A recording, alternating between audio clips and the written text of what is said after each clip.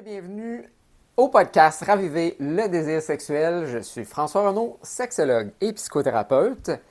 Aujourd'hui, nous allons parler de l'anxiété de performance à l'égard de la variété sexuelle. Vous avez peut-être déjà entendu parler de l'anxiété de performance qui fait souvent référence à notre capacité d'être compétent, d'être beau, d'être belle, de savoir comment exciter l'autre, de susciter le désir chez l'autre. Mais c'est quoi l'anxiété de performance à l'égard de la variété sexuelle? C'est justement de ce dont on va parler. Comme d'habitude, vous pouvez nous écrire à info@lesexologue.ca pour vos commentaires, vos questions ou des sujets que vous aimeriez qu'on aborde au podcast. Vous pouvez aussi aller voir notre site internet au www.lesexologue.ca pour aller voir toutes les ressources de notre clinique. Donc aujourd'hui, on va parler de l'anxiété de performance au niveau de la variété sexuelle. Donc, vous m'avez peut-être déjà entendu parler que la routine sexuelle tue. Donc, quand on est un peu dans un pattern, on développe avec les années des scripts sexuels avec lesquels on a tendance à répéter un peu, finalement, le même style de relation sexuelle d'une fois à l'autre, ce qui fait que cette redondance-là crée une certaine platitude avec le temps et on finit un peu par s'emmerder. Ça fait en sorte que la sexualité est moins intéressante à faire de façon régulière. Et on se retrouve souvent avec une différence de désir ou une baisse de désir chez les deux partenaires dans une relation à long terme. Mais une des choses que les gens ont tendance à faire pour contrecarrer en fait cette redondance-là ou cette platitude-là qui peut s'installer dans la routine, c'est d'amener de la variété. Mais souvent, qu'est-ce que les gens font à l'égard de la variété? C'est que soit que ça va être de la variété un peu superficielle, donc on va apporter des petits changements qui ne sont pas nécessairement significatifs et qui n'amènent pas nécessairement à développer une intimité plus profonde ou c'est une simple expérimentation qui rajoute un petit gadget ou qui rajoute peut-être une pratique ou une position sexuelle différente ou changer d'endroit où on met la sexualité. Mais si on fait toujours un peu la même chose, mais juste de façon un peu différente, ça ne va pas nécessairement nous sortir de la routine sexuelle. Puis il y a des gens qui ont une grande crainte, en fait, de vouloir sortir de la routine et qui s'investissent vraiment beaucoup dans changer, en fait, la sexualité pour se donner cette impression-là, en fait, qu'ils ont une variété, qu'ils ne sont pas pris dans la routine parce qu'ils ont peur, justement, de la conséquence qui vient avec cette redondance-là, qui est souvent une baisse de désir ou une différenciation de désir chez les partenaires. Donc, quand on est pris un peu dans cette gimmick-là de vouloir toujours innover en fait notre sexualité, mais qu'on ne réfléchit pas vraiment à la motivation en arrière. Donc, est-ce que c'est motivé parce que je suis curieux, je suis dans un état d'exploration, je tente de découvrir des nouvelles choses, je veux apprendre quelque chose de mon partenaire, je veux apprendre quelque chose de ma sexualité, j'ai une curiosité même peut-être intellectuelle par rapport à ça, sensorielle, de voir qu'est-ce qui m'amènerait peut-être des différentes sensations, ou est-ce que ça va nous amener dans notre couple. Ou est-ce que je suis vraiment dans la crainte que l'autre se désintéresse ou que je me désintéresse et donc j'apporte toutes sortes de changements de façon régulière et fréquente parce que je ne veux pas tomber dans la routine. Mais ce qui arrive, c'est que quand que cette motivation-là part plus d'une insécurité face à des conséquences dans la sexualité, on a plus tendance finalement de ne pas vraiment profiter de ces moments-là. On arrive de façon plus superficielle dans nos intentions d'apporter un changement. Mais que je fasse une relation sexuelle en missionnaire ou en doggy style, ou que je la fais debout, assis, couché dans la douche, sur le sofa, sur la table à cuisine, si je le fais avec la même intention, que j'ai toujours le même objectif d'amener l'autre à avoir un orgasme, que je veux toujours augmenter en fait l'excitation, mais que je ne suis pas vraiment nécessairement dans les aspects relationnels avec l'autre. Je suis juste en train de cocher sur ma bucket list cette nouvelle position sexuelle-là que j'ai faite. Puis souvent, en fait, les positions sexuelles qu'on a tendance à faire pour amener de la variété ne sont pas particulièrement confortables. On essaie souvent de faire des sacrobasties, parfois un peu pornographiques, parfois au niveau du Kama Sutra. Mais quand on les essaie, on réalise que finalement, ces positions-là ne sont pas tant confortables à faire pour certaines. D'autres vont peut-être amener certaines sensations différentes, vont avoir peut-être l'angle du doigt, du pénis, de l'objet différent à l'intérieur, par exemple, du vagin, ou ça va stimuler d'une façon différente le pénis, par exemple, la nouvelle technique qu'on va apporter, ou l'utilisation de crème ou de glaçons ou de chaleur, par exemple, sur les organes génitaux pour apporter des sensations différentes, vont faire en sorte qu'on va découvrir peut-être certaines choses.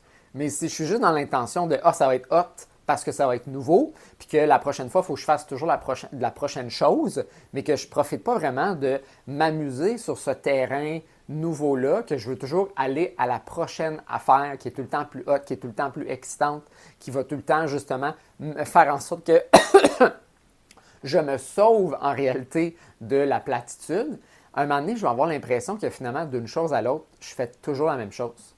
Parce que comme mon intention ne change pas, ça fait en sorte que je fais toujours un peu finalement la même chose aussi. Même si j'ai des petites gimmicks, j'ai acheté des objets, je suis allé au sex shop, bien, ça ne rajoute pas nécessairement quelque chose. Puis je ne suis pas en train de dire que parce que vous achetez un nouveau jouet sexuel, que c'est une gimmick ou c'est quelque chose de superficiel.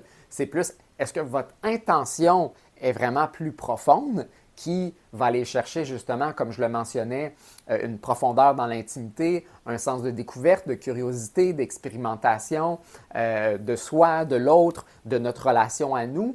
Est-ce que ça va changer comment on rentre en relation pendant la relation sexuelle? Ou au contraire, c'est juste le petit crochet sur la bucket list que je suis en train de rajouter, puis ça vient un peu me rassurer que notre vie sexuelle à nous, elle n'est pas routinière. Notre vie sexuelle à nous autres n'est pas comme nos amis qu'on entend parler qui font toujours un peu la même chose.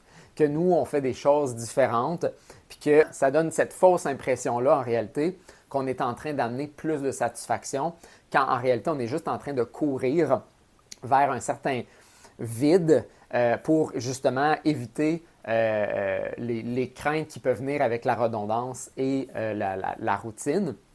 Puis qu'on n'est pas vraiment en train d'investir notre sexualité à ce moment-là, mais qu'on est juste en train de mettre une forme de pression sur soi, sur l'autre, d'arriver à des fins qui, finalement, n'arrivent pas réellement à ce qu'on souhaite avoir, ce qui est davantage de plaisir et de satisfaction. Donc, quand, justement, vous essayez quelque chose, vous introduisez quelque chose de nouveau, est-ce que, justement, vos intentions sont vraiment d'aller chercher votre curiosité ou celle de l'autre? Est-ce que c'est juste parce que vous êtes dans la crainte, vous êtes dans les insécurités? Peut-être que justement, il y a déjà un sentiment qu'il y a une différence de désir ou il y a une baisse de désir chez un ou chez les deux partenaires et on veut comme freiner ça ou on veut revenir en arrière vers un désir ou une sexualité qu'on avait auparavant, mais qu'on n'utilise pas nécessairement les bonnes stratégies pour arriver à nos fins. Donc, c'est vraiment important quand on a le désir d'amener du changement, l'intention en arrière de ce changement-là va vous amener à aller vers un point qui va amener peut-être plus de satisfaction, de plaisir, ou ça va juste vous rassurer temporairement, en fait, sur une problématique que vous êtes peut-être déjà dedans, ou que vous sentez qui s'en vient, ou que vous voulez juste tout simplement prévenir. Donc, posez-vous ces questions-là pour vraiment déterminer, est-ce que vraiment je fais ça pour des raisons qui vont m'être bénéfiques ou au contraire, je suis juste en train de creuser un peu ma tombe ou je suis en train de creuser en fait davantage vers le problème puis je ne suis pas vraiment en train d'apporter une solution à quelque chose, mais je suis juste en train d'empirer en fait la situation puis que ça va juste finalement me donner l'impression que j'ai tout essayé, mais il n'y a rien qui fonctionne. Parce que ça aussi, dans cette performance-là, de toujours varier les choses, ça peut fatiguer l'autre partenaire qui n'est pas nécessairement dans ces craintes-là ou qui n'a pas l'intérêt peut-être de s'investir comme ça, fait que ça met une pression parfois sur l'autre partenaire. Mais des fois aussi, ça fait qu'on a tellement essayé des affaires puis qu'on n'arrive pas à trouver justement la réponse à qu'est-ce qu'on cherche, bien on finit par être un peu lassé puis blasé. Puis là, quand on veut peut-être réessayer certaines de ces choses-là avec peut-être une plus grande profondeur, on est tellement blasé de cette nouveauté-là que c'est plus tant intéressant.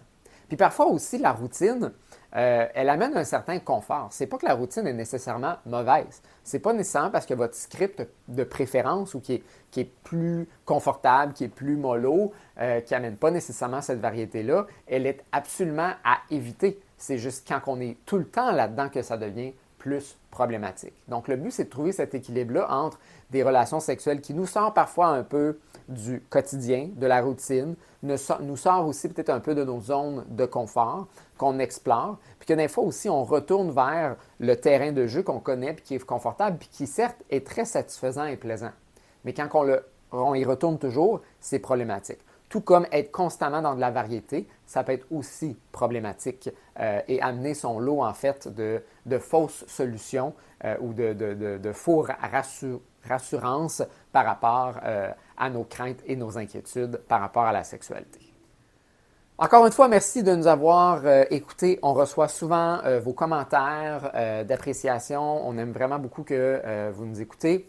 On apprécie justement aussi les gens qui nous proposent des thématiques. N'hésitez pas à le faire. Ou si vous avez des questions que vous aimeriez que j'aborde sur le podcast, ça va me faire plaisir en fait d'être à l'écoute de mon audience. N'hésitez pas à nous écrire à info@lesexologue.ca.